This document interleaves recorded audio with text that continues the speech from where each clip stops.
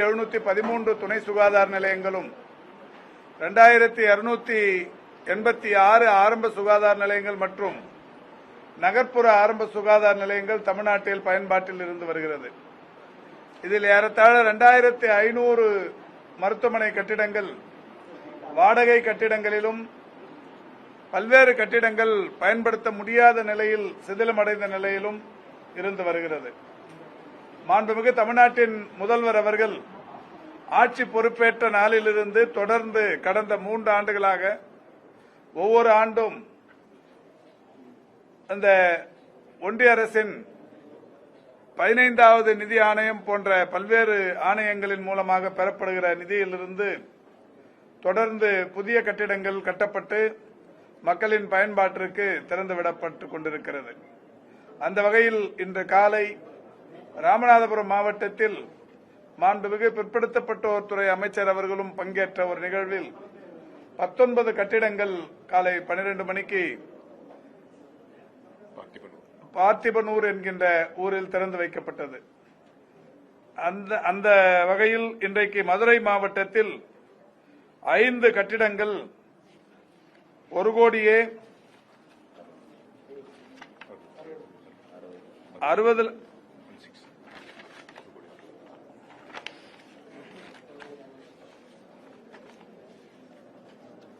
மதுரை மாவட்டத்தை பொறுத்தவரை இன்றைக்கு கல்லந்திரி ஆரம்ப சுகாதார நிலையத்தில் கட்டப்பட்டிருக்கிற 60 லட்சம் மதிப்பிலான ஒரு கட்டிடம் ஒன்று தற்போது திறந்து வைக்கப்பட்டிருக்கிறது. இந்த நிகழ்வின் மூலம் சக்குடி என்கின்ற பகுதியில் கட்டப்பட்ட ஒரு துணை சுகாதார நிலையமும் டி ஆண்டிப்பட்டி என்கின்ற பகுதியில் கட்டப்பட்ட ஒரு துணை சுகாதார நிலையமும் வெள்ளரிப்பட்டி என்கின்ற இடத்தில் கட்டப்பட்ட இன்னொரு சுகாதார நிலையமும் உச்சப்பட்டி என்கின்ற இடத்தில் கட்டப்பட்ட ஒரு துணை சுகாதார நிலையமும் ஆக 4 துணை சுகாதார நிலையங்கள் ஒரு ஆரம்ப சுகாதார நிலையத்திற்கு தேவையான கட்டிடம் என்று 6 இடங்களுக்குரிய கட்டிடங்கள் தற்போது திறந்து வைக்கப்பட்டிருக்கிறது. 1 கோடியே 60 லட்சம் மதிப்பிலான இந்த கட்டிடங்கள் இன்று முதல் மக்களின் பயன்பாட்டிற்கு வருகிறது. மதுரையை பொறுத்தவரை இது மட்டுமல்லாது ஏராளமான பணிகள் மக்கள் நல்வாழ்வுத்துறையின் சார்பில் நடைபெற்றுக் கொண்டிருக்கிறது. மாண்புமிகு அமைச்சர்கள், மரியாதைக்குரிய வணிக வரித்துறை அமைச்சர் அவர்கள் தொடர்ந்து மாண்புமிகு தமிழ்நாட்டின் முதலமைச்சர் அவரிடத்தில் வைக்கிற கோரிக்கைகள் ஏற்கப்பட்டு இன்றைக்கு மதுரை மாவட்டத்தை சுற்றி குறிப்பாக எல்லா இடங்களிலும் புதிய மருத்துவத்துறைக்கு சம்பந்தமான கட்டிடங்கள் இன்றைக்கு தொடர்ச்சியாக கட்டப்பட்டு வருகிறது. அந்த வகையில் மதுரை மருத்துவக் கல்லூரி மருத்துவமனையில் ராஜாஜி மருத்துவமனையில் 20 கோடி ரூபாய் செலவில் குழந்தைகள் நலம் மற்றும் ஆராய்ச்சி மைய கட்டிடம் ஒன்று கட்டும் பணிகள் நடைபெற்றுக் கொண்டிருக்கிறது. அதேபோல் இந்த வார்டு கட்டிடப் பணி மற்றும் கழிவுநீர் சுத்திகரிப்பு கட்டிடம் ஒன்று 3 கோடியே 60 லட்சம் செலவில் கட்டும் பணிகள் நடைபெற்றுக் கொண்டிருக்கிறது. மேலூரில் அரசு மருத்துவமனையை கூடுதலாக ஒரு 60 படுக்கைகள் கொண்ட அவசரகால தீவிர சிகிச்சை பிரிவு கட்டிடம் ஒன்று 9 கோடியே 21 லட்சம் ரூபாய் செலவில் கட்டும் பணி நடைபெற்றுக் கொண்டிருக்கிறது. ஏறத்தாழ 90% பணிகள் நிறைவுற்றிருக்கிறது. பணிகள் முழுமையுற்றவுடன் விரைந்து திறந்து வைக்கப்படவிருக்கிறது.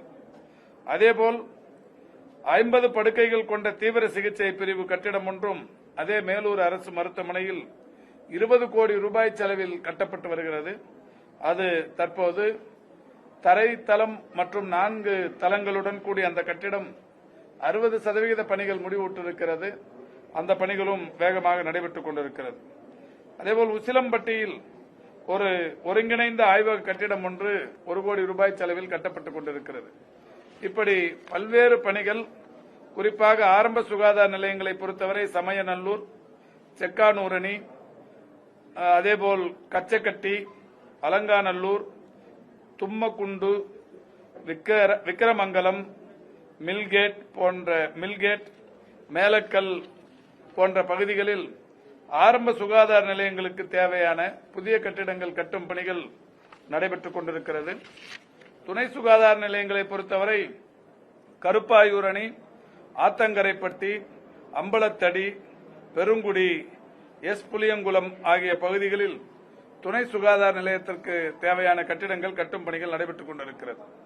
ஆக ஆரம்ப சுகாதார நிலையங்களுக்கும் துணை சுகாதார நிலையங்களுக்குமான கட்டிடங்கள் 18 என்கின்ற வகையில் இந்த பணிகள் நடைபெற்றுக் கொண்டிருக்கிறது. ஆக மதுரையை பொறுத்தவரை ஒரு 66 கோடியே 86 லட்சம் ரூபாய் செலவில் 18 கட்டிடப் பணிகள் தற்போதும் நடைபெற்றுக் கொண்டிருக்கிறது. மாண்புமிகு தமிழ்நாட்டின் முதலமைச்சர் அவர்கள் கடந்த ஆண்டு ஜூன் திங்கள் 6ஆம் தேதி 500 நகர்ப்புற நலவாழ்வு மையங்களை சென்னையிலிருந்து காணொலி வாயிலாக திறந்து வைத்தார்கள். அதில் 21 மாநகராட்சிகள் 63 நகராட்சிகளுக்கென்று 708 மருத்துவமனைகள் கட்டப்படும் என்று அறிவிக்கப்பட்டு அதில் 500 ஒரே நாளில் மாண்புமிகு முதல்வர் அவர்களால் திறந்து வைக்கப்பட்டது. அதை பொறுத்தவரை 64 மருத்துவமனைகள் மதுரையில் அமையும் என்று அறிவிக்கப்பட்டது.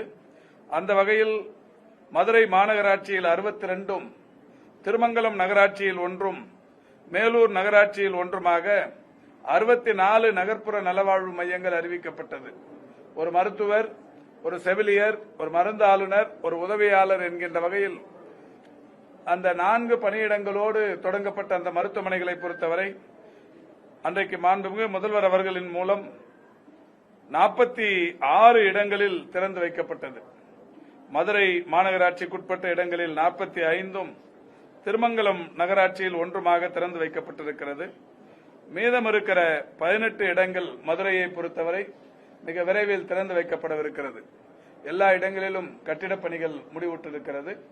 மருத்துவர்கள், அது சம்பந்தமான மருத்துவம் சம்பந்தப்பட்ட களப்பணியாளர்களை டிஸ்ட்ரிக்ட் ஹெல்த் சொசைட்டி என்று சொல்லப்படுகிற மாவட்ட ஆட்சித்தலைவர் தலைமையிலான அந்த நிர்வாகம் பணியில் அமர்த்துவதற்கு அரசாணைக்காக காத்திருக்கிறோம். மிக விரைவில் அந்த பணியிடங்களும் நிரப்பப்பட்டதற்கு பிறகு மதுரையை பொறுத்தவரை இன்னமும் 18 இடங்களில் அந்த நகர்ப்புற நலவாழ்வு மையங்கள் கூடுதலாக மதுரையில் திறந்து வைக்கப்படவிருக்கிறது. இதோடு மட்டுமல்லாது மாண்புமிகு வணிக வரித்துறை அமைச்சர் அவர்கள் ஒரு தனது தொகுதிக்குட்பட்ட எஸ். ஆலங்குளம் என்கின்ற பகுதியில் புதிய ஆரம்ப சுகாதார நிலையம் ஒன்று வேண்டும் என்று மாண்புமிகு தமிழ்நாட்டின் முதலமைச்சரிடத்தில் கோரிக்கை வைத்து அந்த வகையில் நகர்ப்புற ஆரம்ப சுகாதார நிலையம் ஒன்று புதிதாக கட்டும் பணி நடைபெற்றுக் கொண்டிருக்கிறது. மிக விரைவில் அதுவும் பயன்பாட்டுக்கு வரவிருக்கிறது. மாண்புமிகு தகவல் தொழில்நுட்பத்துறை அமைச்சர் அவர்கள் ஆரப்பாளையத்தில் ஒரு நகர்ப்புற ஆரம்ப சுகாதார நிலையம் வேண்டும் என்று கேட்டிருந்தார் மாண்புமிகு தமிழக முதல்வரிடத்தில். அவருடைய கோரிக்கையும் மாண்புமிகு முதல்வர் அவர்கள் ஏற்று அவருக்கும் ஒரு நகர்ப்புற ஆரம்ப சுகாதார நிலையத்திற்கான ஒப்பளிப்பை தந்தார்கள். அந்த வகையில் 2 நகர்ப்புற ஆரம்ப சுகாதார நிலையங்கள் தலா 1 கோடியே 20 லட்சம் மதிப்பீடுகளில் கட்டும் பணிகள் முடிவுற்றிருக்கிறது. தமிழ்நாட்டில் ஒட்டுமொத்தமாக 50 ஆரம்ப சுகாதார நிலையங்கள் மற்றும் நகர்ப்புற ஆரம்ப சுகாதார நிலையங்கள் கட்டும் பணிகள் நிறைவுறும் தருவாயில் இருக்கிறது. அதற்கும் மருத்துவர்கள், மருத்துவம் சார்ந்த களப்பணியாளர்களை நியமிப்பதற்கு அரசாணை அதற்காக காத்திருக்கிறோம். மிக விரைவில் அந்த பணிகளும் முடிவுற்று திறந்து வைக்கப்படவிருக்கிறது. இப்படி மதுரையை பொறுத்தவரை மதுரையின் மருத்துவ கட்டமைப்பு இன்றைக்கு மாண்புமிகு தமிழ்நாட்டின் முதலமைச்சர் அவர்களால் மிக சிறப்பாக இன்றைக்கு மேம்படுத்தப்பட்டு பெரிய அளவில் அது தரம் உயர்த்தப்பட்டுக் கொண்டிருக்கிறது. அந்த வகையில் இன்றைக்கு 6 புதிய கட்டிடங்கள் 1 கோடியே 60 லட்சம் மதிப்பீட்டில் திறந்து வைக்கப்பட்டிருக்கிறது. எய்ம்ஸ் மருத்துவமனை தொடர்ந்து நம்முடைய பாராளுமன்ற உறுப்பினர்கள் பாராளுமன்றத்தில் தொடர்ச்சியாக கோரிக்கை வைத்துக் கொண்டிருக்கிறார்கள். கடந்த 2 நாட்களுக்கு முன்னால் கேள்வி ஒன்றுக்கு பதிலளித்த ஒன்றிய அரசின் மக்கள் நல்வாழ்வுத்துறையின் அமைச்சர் அதில் தோல்வியை ஒப்புக்கொள்ளுகிற வகையில் பதிலளித்திருக்கிறார். விரைவில் கட்டுவோம் என்றும் உறுதியளித்திருக்கிறார்கள். மிக விரைவில் மாண்புமிகு தமிழ்நாட்டின் முதலமைச்சர் அவருடைய வழிகாட்டுதலை பெற்று நானும் துறையின் செயலாளரும் ஒன்றிய அரசின் புதிய மக்கள் நல்வாழ்வுத்துறை அமைச்சரை சந்தித்து மீண்டும் எய்ம்ஸ் சம்பந்தமான கோரிக்கை வைக்கவிருக்கிறோம். ஏற்கனவே மக்கள் நல்வாழ்வுத்துறை அமைச்சராக திரு மன்சுக் மாண்டவியா அவர்கள் பதவியில் இருந்த நேரத்தில், பொறுப்பில் இருந்த சமயத்தில் ஒரு 11-12 முறை நாங்கள் டெல்லியில் அவரை சந்தித்து எய்ம்ஸ் மருத்துவமனையின் கட்டுமான பணிகளை விரைவுபடுத்திட வேண்டும் என்று கோரியிருந்தோம். அது மட்டுமல்ல, மாண்புமிகு தமிழ்நாட்டின் முதலமைச்சர் அவர்களே ஜப்பானுக்கு ஜைகா நிர்வாகத்திற்கு, குறிப்பாக ஜப்பான் பன்னாட்டு கூட்டுறவு முகமை இடத்தில் நாமே நேரடியாக போய் ஒன்றிய அரசின் பிரதிநிதி ஒருவரை அழைத்து சென்று மதுரையில் அந்த பணியினை தொடங்கிட வேண்டும் என்று அந்த ஜைகா அமைப்பின் துணைத் தலைவரை சந்தித்து கோரிக்கையும் விடுத்திருந்தோம். அவர்களும் கூட படிப்படியாக இங்கே பிராகிரஸை காட்டினால் நிதி ஒதுக்க அவர்களும் தயார் என்று சொல்லியிருக்கிறார்கள். இந்த தகவல் ஒன்றிய அரசின் இன்றைய புதிய அமைச்சருக்கு தெரிவித்து விரைந்து கட்ட நடவடிக்கை எடுக்க வலியுறுத்துவோம். இல்ல, இப்ப ஒன்றிய அரசின் நடவடிக்கைகளை பொறுத்தவரை குறிப்பாக மற்ற இடங்களில் கட்டப்படுகிற அந்த எய்ம்ஸ் மருத்துவமனைகளுக்கு நிதி ஒதுக்கீடு என்பது ஒன்றிய அரசின் நிதி ஒதுக்கீடு. அன்றைக்கு திரு எடப்பாடி பழனிசாமி அவர்கள் முதலமைச்சராக இருந்தபோது இதற்கு நிதி ஒதுக்கீடு என்பது ஜப்பான் கூட்டுறவு பன்னாட்டு முகமை இடத்தில் என்று அறிவித்தார்கள். அப்போது தமிழ்நாடு அரசு விழித்துக் கொண்டு எல்லா மாநிலங்களிலும் கட்டப்படுகிற எய்ம்ஸ் மருத்துவமனைக்கு ஒன்றிய அரசின் நிதி ஆதாரம் தருகிற போது இதற்கு மட்டும் ஜப்பானை கை காட்டுகிறீர்களே என்று சொல்லி அதை தவிர்த்து ஒன்றிய அரசின் நிதி ஆதாரத்தை பெற்றிருப்பார் என்று சொன்னால் இந்நேரம் அந்த பணி முடித்து மக்களின் பயன்பாட்டிற்காக வந்திருக்கும். ஆனால் அந்த காரியத்தை அவர்கள் செய்ய தவறியதன் காரணமாக கடன் வாங்கித்தான் கட்ட வேண்டும் என்கின்ற அந்த நிலை இருந்த காரணத்தினால் அது இப்போது தற்போது தள்ளிக்கொண்டே போகிறது, தள்ளி போய்கொண்டே இருக்கிறது. இந்த நிலையில்தான் கடந்த 3 ஆண்டுகளாக மாண்புமிகு தமிழ்நாட்டின் முதலமைச்சர்கள் ஒன்றிய அரசின் சார்பில் எய்ம்ஸ் கல்லூரியில் ஒரு 50 மாணவர்கள் ஆண்டொன்றுக்கு புதிதாக சேர்க்க வேண்டும் என்கின்ற நிலை வந்தபோது நாம் இந்த சந்தர்ப்பத்தை பயன்படுத்தியாவது மாணவர்களை சேர்த்தாலாவது அந்த கட்டிடத்தை கட்டுவார்கள் என்கின்ற வகையில்தான் தமிழ்நாடு அரசு குறிப்பாக மாண்புமிகு தமிழ்நாட்டின் முதல்வர் அவர்கள் ஒப்புக்கொண்டு அந்த மாணவர்கள் ராமநாதபுரம் மருத்துவக் கல்லூரியில் படித்துக் கொண்டிருக்கிறார்கள். தமிழ்நாடு அரசின் மருத்துவக் கல்லூரியில் எய்ம்ஸ் மாணவர்கள் படித்துக் கொண்டிருக்கிறார்கள். 4வது ஆண்டுக்கான அட்மிஷன் தற்போது நடைபெறவிருக்கிறது. 19ஆம் தேதி மெரிட் லிஸ்டுக்கு பிறகு ஒரு 50 மாணவர்கள் சேர்க்கப்படவிருக்கிறார்கள். இந்த நிலை இருந்து கொண்டிருக்கிறது. எனவே நிச்சயம் வரும், காலம் கடந்து வரும் என்கின்ற நம்பிக்கை இருக்கிறது. எதுங்க?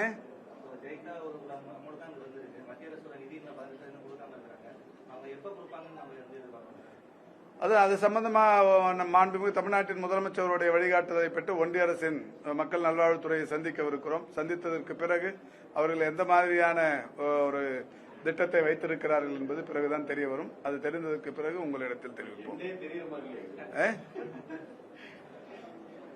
வேற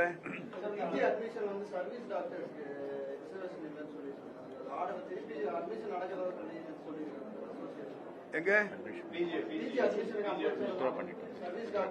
இல்ல, நம்ம ஏற்கனவே அது உச்சநீதிமன்றத்தில் வழக்கு தொடுத்து அதுல நம்ம வெற்றியும் கண்டு கடந்த ஆண்டு அது அந்த 50% இடஒதுக்கீடு என்பது முழுமை பெற்றிருக்கிறது.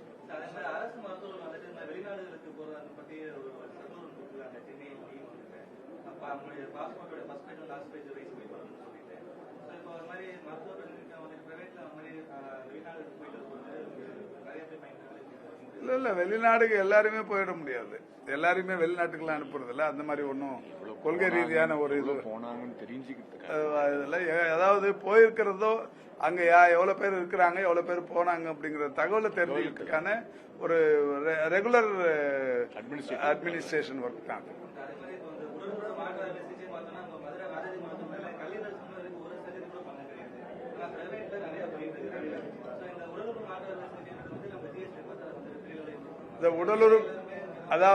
உடல் உறுப்பு மாற்று அறுவை சிகிச்சைகள் என்பது உடல் உறுப்பு தானம் செய்வதற்கு முதல்ல முன் வரணும். இப்ப அதுக்கான எல்லா ஹாஸ்பிட்டலுக்குமே நம்ம லைசன்ஸ் கொடுத்திருக்கிறோம். முதல்ல நிறைய லைசன்ஸ் இல்லாம இருந்தது. இப்ப எல்லா மருத்துவமனைகளுக்கும் லைசன்ஸ் கொடுத்திருக்கிறோம். அதாவது ஆர்கன் ஹார்வெஸ்ட் லைசன்ஸ்ங்கிறது அது இப்ப எல்லா மருத்துவமனைகளுக்கும் தரப்பட்டிருக்கிறது. இப்ப பெரும்பகுதியா தர்மபுரி மாதிரியான ஒரு சின்ன மாவட்டங்கள்ல கூட அந்த உடல் உறுப்பு தானம் செய்வதில் ஒரு பெரிய விழிப்புணர்வு ஏற்பட்டிருக்கிறது. மாண்புமிகு தமிழ்நாட்டின் முதலமைச்சர்கள் கடந்த ஆண்டு செப்டம்பர் திங்களில் உடல் உறுப்பு தானம் செய்பவர்களுக்கு அரசு மரியாதை செலுத்தப்படும் என்கிற ஒரு அறிவிப்பு வெளியிட்டதற்கு பிறகு இந்த ஆண்டு இதுவரையே 200 தாண்டி, அந்த அறிவிப்பு பிறகு 225 தாண்டி இருக்கு அந்த அரசு மரியாதை செலுத்தியது என்பது. ஆக ஜனவரியிலிருந்து இதுவரைக்குமே 150 தாண்டி இருக்கு. ஒரு 150 160 வரும்போது இந்தியாவிலேயே ஃபர்ஸ்ட் ஸ்டேட் வருவோம். இந்த ஆண்டு யாரும் அசைக்க முடியாத இடத்திற்கு நாம வரத்துக்கு காரணம் இந்த உடல் உறுப்பு தானம் செய்தவர்களுக்கு அரசு மரியாதை என்கின்ற அறிவிப்புக்கு பிறகு ஏற்பட்டிருக்கிற விழிப்புணர்வு. நிச்சயம் அது மதுரையிலையும் கூடணுங்கிறது எங்களுடைய விருப்பம். இது சம்பந்தமா ஏற்கனவே மதுரையில் இருக்கிற முதல்வர் உள்ளிட்ட அலுவலர்களோடு பேசியிருக்கிறோம். ஒன்னு கன்வின்ஸ் பண்ணணும், இறந்தவங்க மூளைச்சாவு அடைந்தவர்களிடத்தில் அவங்களோட ஒப்புதலை பெற வேண்டும். அது மாதிரி ஒப்புதலை பெறுவதற்கு அவர்களிடத்தில் பேசி தான் அந்த அந்த நிலை இருக்கிறது. மற்றபடி சட்டப்பூர்வமா அவங்க கையில இருந்து ஹார்வெஸ்ட் பண்றதுக்கான லைசன்ஸ் அந்த மாதிரி எந்த தடங்களும் இல்லை. அதனால நீங்களும் கூட இந்த விழிப்புணர்வு ஏற்படுத்துகிற முயற்சிக்கு நீங்களும் இங்கிருந்து உறுதுணையா இருக்க வேண்டும் என்று கேட்டுக்கொள்கிறேன். இல்ல எல்லாருக்கும் கொடுத்துட்டு இருக்குங்க. அதாவது பெண்டிங் இருந்ததுமே என்னன்னா இந்த போர்ட்டல், ஒன்றிய அரசோட போர்ட்டல் மொத்தம் அது 18,000 ரூபாய். 18,000 ரூபாயில 14,000 ரூபாய் 13,000 ரூபாய் நம்ம மாநில அரசு தரோம். 5,000 ரூபாய் வந்து ஒன்றிய அரசு தருது. அவங்க அந்த 5,000 ரூபாய் கொடுக்கறப்ப அந்த போர்ட்டல்ல அவங்க லிஸ்ட் அப்லோட் பண்றதுல ஏற்பட்ட குழப்பம் ஒரு 2-3 வருஷமா நீடிச்சது. இப்ப அது படிப்படியா நீங்கி எல்லாருக்குமே கொடுத்துட்டு இருக்காங்க. எங்கேயாவது கொடுக்கலங்கிற தகவல் சொன்னீங்கன்னா கொடுக்க சொல்லலாம் உடனே.